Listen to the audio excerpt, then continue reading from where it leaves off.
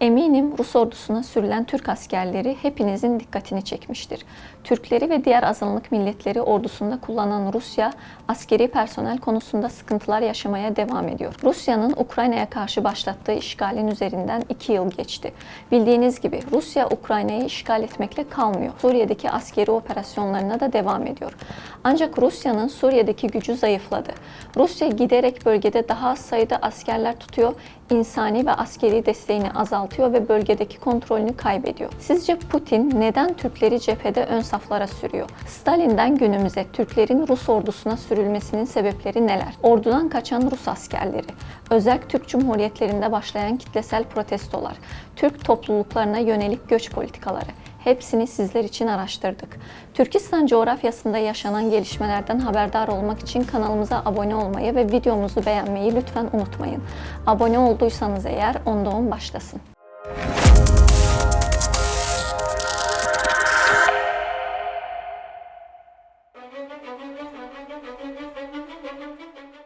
Rusya Federasyonu'nun 2014 yılında Kırım'ı ilhak etmesi, 2015 yılında Suriye İç Savaşı'na doğrudan müdahil olması ve 2022 yılında Ukrayna'ya yönelik başlattığı işgal girişimi doğal olarak Rusya'nın askeri doktrin ve askeri personel konusunu gündeme getiriyor. Ülke tarihinde yayınlanan ilk askeri doktrin 1992 yılında yazılmış ve 1993 yılında onaylanmıştır.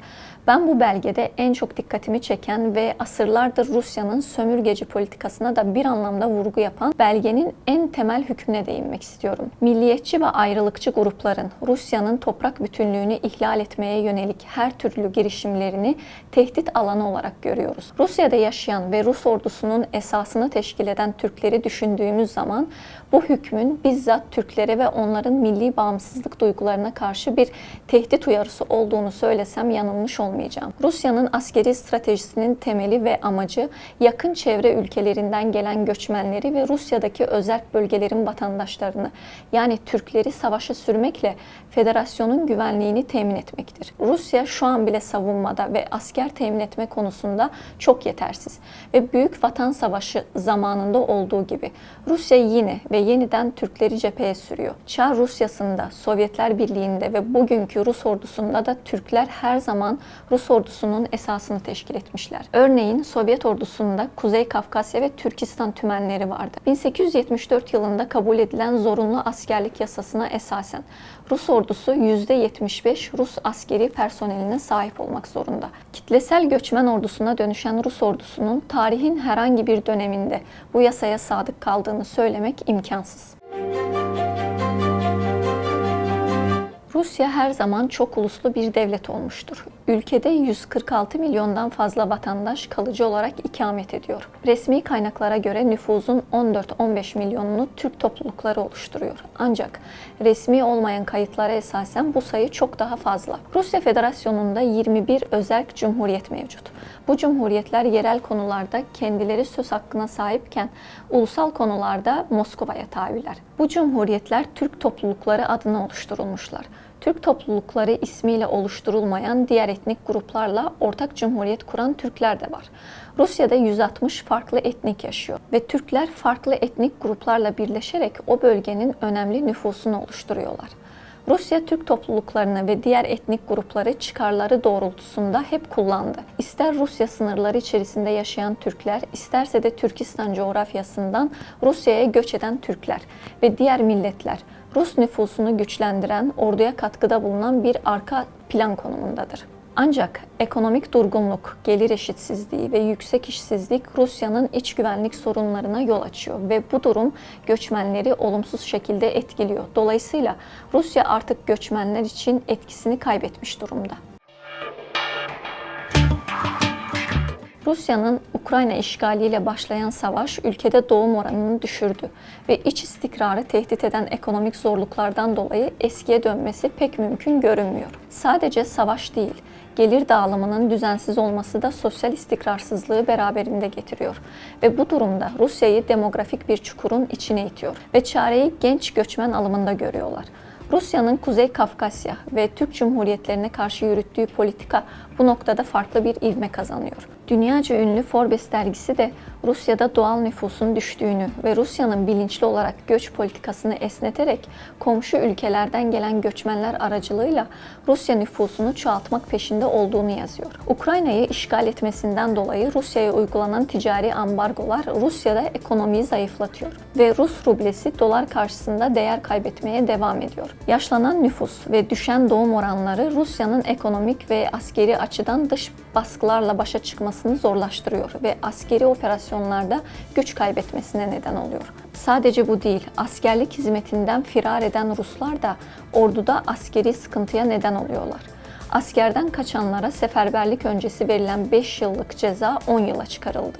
Şu ana kadar ordudan kaçanlarla ilgili binlerce dava dosyası açıldı. Bağımsız Devletler Topluluğu ülkeleriyle şeffaf bir sınırın olması ve vizesiz rejimin uygulanması Rusya'nın bu ülkelerden gelen göçmenlere ne kadar önem verdiğinin kanıtı. Rusya'da yaşanan her terör olayından sonra Rus toplumunda ve Rus hükümetinde tartışma hep göç politikasının sıkılaştırılmasına ve göçmenlere kitlesel bir baskı uygulanması yönüne kayıyor. 2023'te Rusya'ya göçmen akışı minimum seviyeye düştü. Bunun nedeni tam olarak Rusya'nın ekonomik çekiciliğinin azalması ve göçmenlerin savaşa gönderilmesidir. Putin, Rusya işgücü piyasasındaki personel sıkıntısını ve orduda asker eksikliğini göçmenlerle gideriyor. Rusların Türkleri cepheye sürme geleneği çok eskiye dayanıyor. Bilindiği üzere sonradan vatandaşlık alanlar da dahil tüm Rus vatandaşları için zorunlu askerlik yaşı 18-30 yaş aralığı. Rusya'da seçimlerden sonra bir yasa tasarısı hazırlandı. Tasarıya esasen göçmenler kendi profillerine uygun çalışmamaları halinde ülkeden sınır dışı edilecek. Bunun anlamı gayet açık. Ya köle gibi çalışarak Rusya'nın ihtiyaç duyduğu işçi eksiğini kapatacaklar ya da zorunlu olarak orduya yazılacaklar. Ya da yararları yoksa eğer ülkeyi terk edecekler. Putin'in Ocak ayında imzaladığı kararname çok önemli. Kararnameye esasen Rusya Federasyonu silahlı kuvvetlerinde veya askeri oluşumlarda askerlik hizmeti sözleşmesi imzalayan göçmenler ve aile üyeleri Rusya vatandaşlığına kabul edilecek. Hükümet o kadar zor bir durumda ki göç akışını teşvik etmek için yeni bir yol haritası çizdi. Geçici oturma izni almak basitleştirilecek. Göçmen aileler için iş ve eğitim fırsatları yaratılacak. Ülkede uzun süredir yaşayan göçmenlere oturum izni verilecek.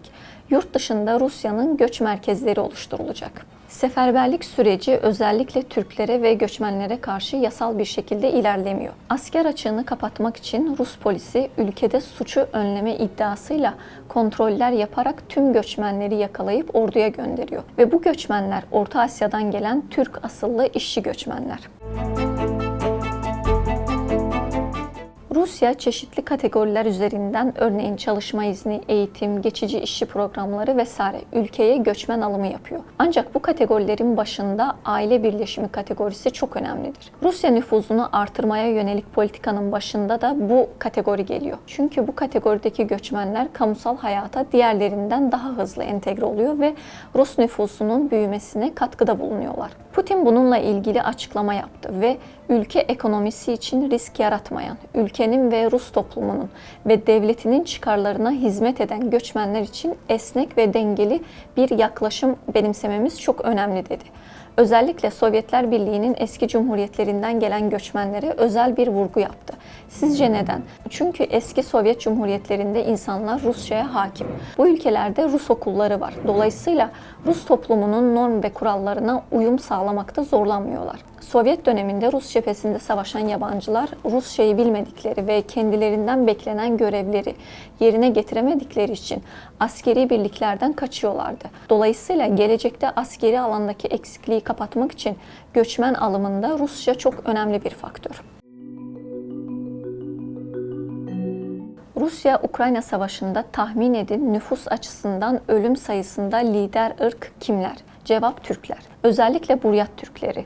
Rusya Türkleri cepheye sürmekle kalmıyor. Rusların Ukrayna'da yaptığı savaş suçlarını da Türk asıllı Rus vatandaşlarının üzerine yıkıyorlar. Savaşın başlamasıyla birlikte medyada Putin'in savaşçı buryatları ifadesi gündeme geldi. Hatta Papa Francis bile Ukrayna'daki savaş hakkında konuşurken Çeçenler ve buryatları Ukrayna'daki Rus birliklerinin en acımasız kısmı şeklinde nitelendirdi. Buryat sakinleri verdikleri röportajda Rus yetkililerinin kendi evleriymiş gibi evlere daldıklarını, erkekleri zorla götürdüklerini anlattılar. 5000'den fazla kişi seferber oldu. Rusya'nın tarih boyunca yaptığı işgalcilik savaşlarında Rus askerlerine savaşçı ve kurtarıcı rolü atanıyor. Ve burada yine Rus askerinin imajı kurtarıcı ve savaşçı olarak kitle bilincine enjekte ediliyor. Kısacası Rusya Türkleri cepheye sürmekle kalmıyor. İlaveten Türklerin imajını uluslararası toplumun önünde zedeliyor. Ve Ukrayna'da yapılan savaş suçlarının aslında Rusların değil, Rusya'nın sömürgeleştirdiği Buryatlar, Yakutlar, Çeçenler ve diğer ulusal azınlıkların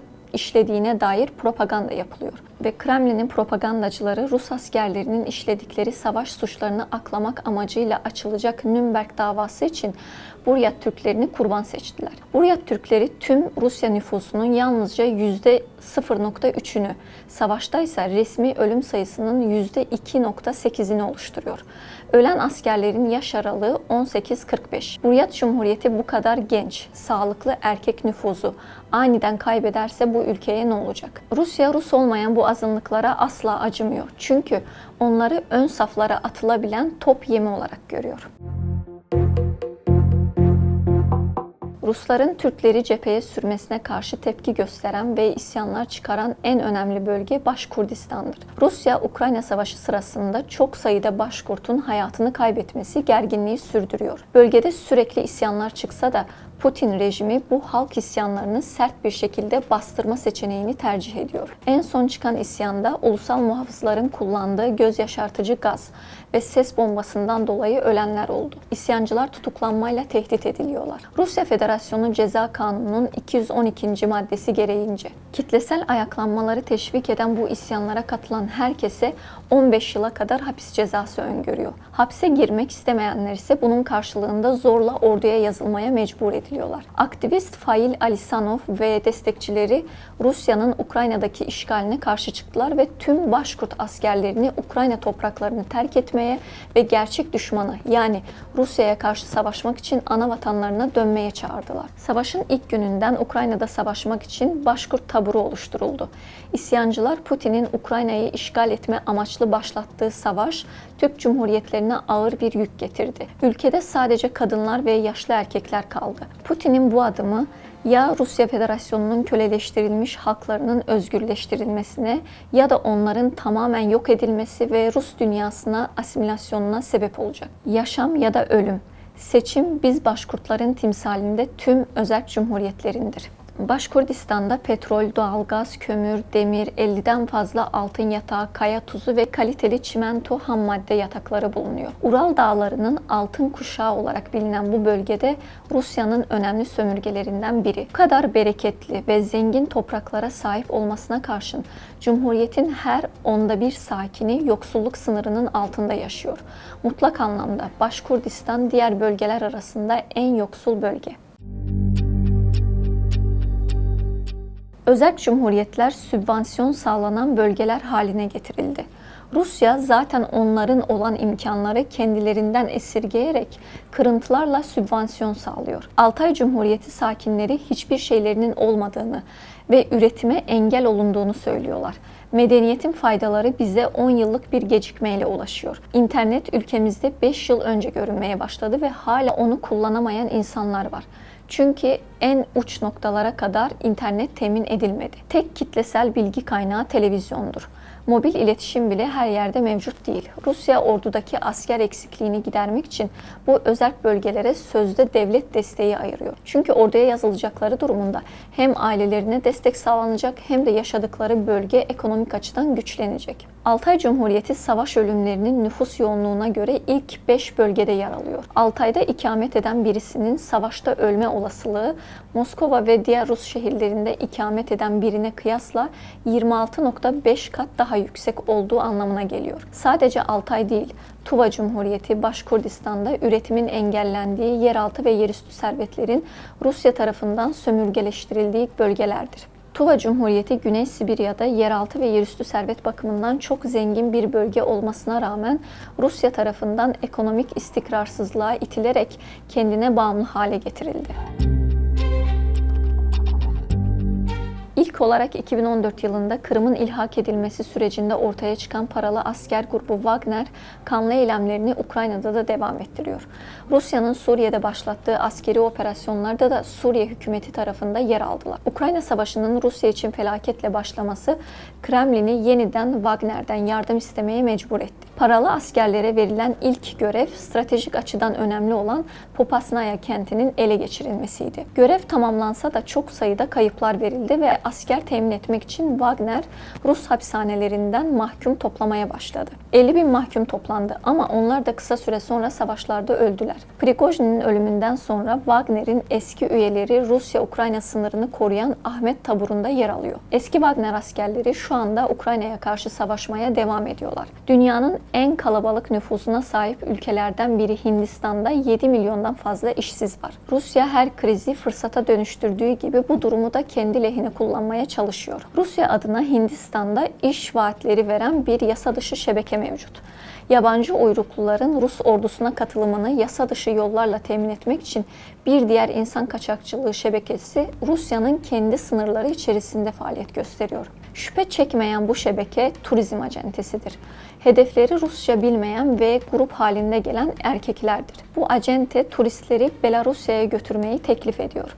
Belarusya'ya geçmeleri için herhangi bir vizeye ihtiyaç duymadıklarına dair bilgilendiriliyorlar. Sınırı geçtikten sonra Rus yetkilileri tarafından yakalanıp Ukrayna'ya karşı savaşmaları için belgeler imzalamak zorunda kalıyorlar. Ya 10 yıl hapis cezası ya da Rus ordusuna katılma şartı. Yasa dışı yollarla Rus ordusuna alınan sıradan erkekler hemen cepheye gönderilmiyor.